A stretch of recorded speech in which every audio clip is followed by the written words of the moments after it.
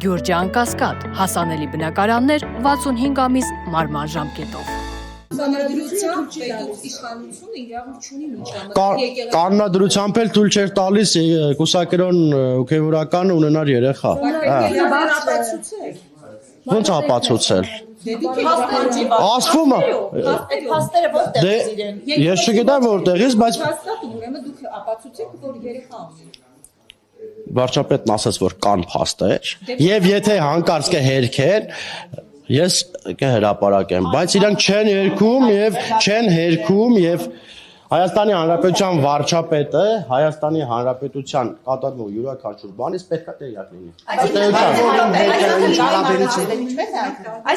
Չգիտեմ, այդ կներեք, բայց կարող եք վարչապետին հարցնել, ես չգիտեմ այդ մասը։ Պաշտոններ են տրամադրել են տեղեկություն, որը նա օգտագործում է արդեն որպես ներկայանում է որպես առաքելական եկեղեցու հետևորդ։ Ես չգիտեմ ինչ է ստացվում ըստ էության, ոնց է ստացվում, ոնց է այդ փաստերը ասել, կարող է կարող է հավատավոր ժողովուրդն են տվել, հայ ամեն ինչից պետք է տեղյակ լինի, կարող է հավատավոր ժողովուրդն են տվել, բայց Ժորժ ջան, չէ, ոչ մի բան նորմալ չի, նորմալ է որ մեկ իր քերու կնոջ հետ եսի ինչ անի, մեկը կուսակերոնությունը հաղթի, հավատավոր ժողովուրդ իրավունք չունի, սահմանադրությունն ասում է Հայաստանի Հանրապետության քաղաքացին պետք է չխառնվի, ինչ ուզեն անեն, ոնց ուզեն անեն։ Կներեք, ես իրան չեմ ուզում մեկնաբանել։ Մեկ չենք մտել, որից է մեկի անկողին, որից է մեկի SMS կարտացել, ես չգիտեմ ով է ինչ ասել, ես դրան չեմ ուզում պատասխանել։ Պարոն Գրիգորյան, այլ դուք որ sense դավաճանություններին դեմ եք, կարող է ինչ-որ հատուկ կոնկրետ կառույցների մոտ ինչ-որ ծառայություն, հերթապահություն ունի, որ ոչ մեկ հանկարծ իր կնոջը կամ ամուսնուն չդավաճանի, հա, որտեղ շատ է։ Ուրեմն տեսեք, մենք 3 րոպե առաջ խոսում ենք հայ եկեղեցուց, խոսում ենք Հայաստանի Հանրապետության քրիստոնեության մասին, հիմա խոսում ենք ինչ-որ մարդկանց դավաճանության մասին, այո, հայ առաքելական եկեղեցու հետևորդ է, հայ քրիստոնյան, այո, պետք է չդավաճանի։ Եվ այդ հարցը փակ է, պետք է ունենա պարկեշտ ընտանիք, լավ ընտանիք, հարգիր ընտանիքը եւ ապրի հենց ոնց Հասարակ մարդկանց թե հոգեվորականների մասին եք։ Ես առհասարակ ընդհանրապես մարդկանց մասին եմ ասում։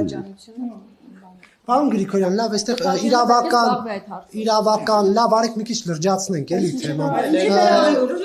Պարոն Գրիգորյան, տեսեք, Նիկոլ Փաշինյանը գործողությունների պլան է հրապարակել, որոնք հակասահմանադրական տարեր են պարունակում, այդպես են ամենայն դեպս իրավաբանները գնահատում, այսինքն ինչ է նշանակում ձևավորել թիմ, որը զբաղվի կաթողիկոսի ընտրությամբ, որովհետև կաթողիկոսի ընտրության հարցը եկեղեցական օրենքներով հստակ ամրագրված է։ Այսպիսով չի նշանակում, որ սահմանադրություն է խախտվում։ Դիմեք սահմանադրական դատարան, սահմանադրության խախտումը կասի միայն սահմանադրական դատարանը։ Ես իրավաբան չեմ կարող ասել։ Պարոն Գրիգորյան, Նիկոլ Փաշինյանի հայտնի գրառման մեջ ինքը ասում է անդամների ընտրության հետ կապված պետք է Աստծո օգնությամբ ընտրենք եւ հոգու աչքերով։ Հիմա դուք Աստծո օգնությամբ ոնց եք հասկանալ այդ անդամը արժանի է այդ չափորոշիչներ կա եւ ձեր հոգու աչքերով ինչպես է որնակ հասկանալ, օրինակ Փաշինյանը ձեր հոգու աչքերով ինչպեսի։ Այդ չեմ կարող բացատրել, եթե շատ մոտենակ Աստծուն ավատացյալ լինեք, կարող եք հաղորդակցվել իմ կարծիքով։ Ես չգիտեմ, եթե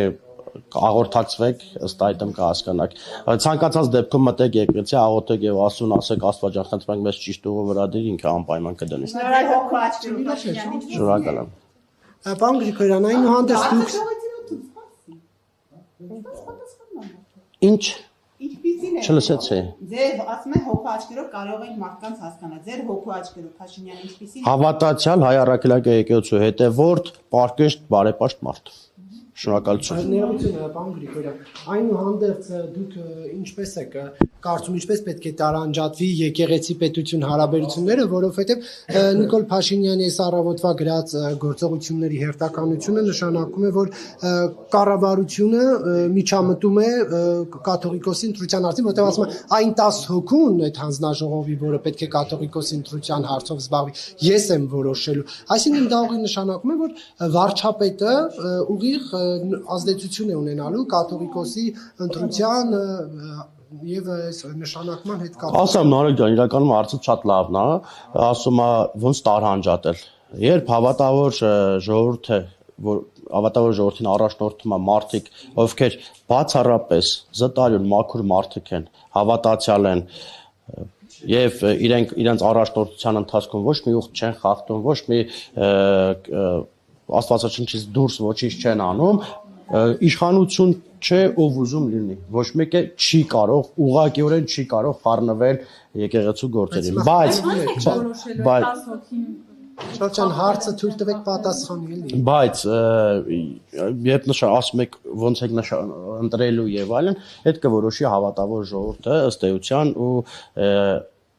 թե ինչ ընտրություն կանի, վստահ եմ, որ Աստված իրենց կառաջնորդի եւ չի թողի, որ սխալվի։ Չէ, ներողություն, Նիկոլ Փաշինյանն ասում է 10 հոգուն ես եմ ընտրելու այդ հանձնաժողովի։ Այսինքն նա ուղիղ ազդեցություն է ունենալու եկեղեցական հարցի, այն էլ կարևորագույն հարցի վրա ազդեցություն ունենալու, հա, ազդեցություն է ունենալու։ Սա դուք չեք համարում խնդրահարույց։ Իհարկե չեմ համարում, ցանկացած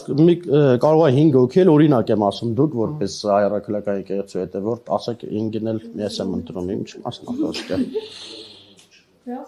Հա, եւ կարող եք, իհարկե, ես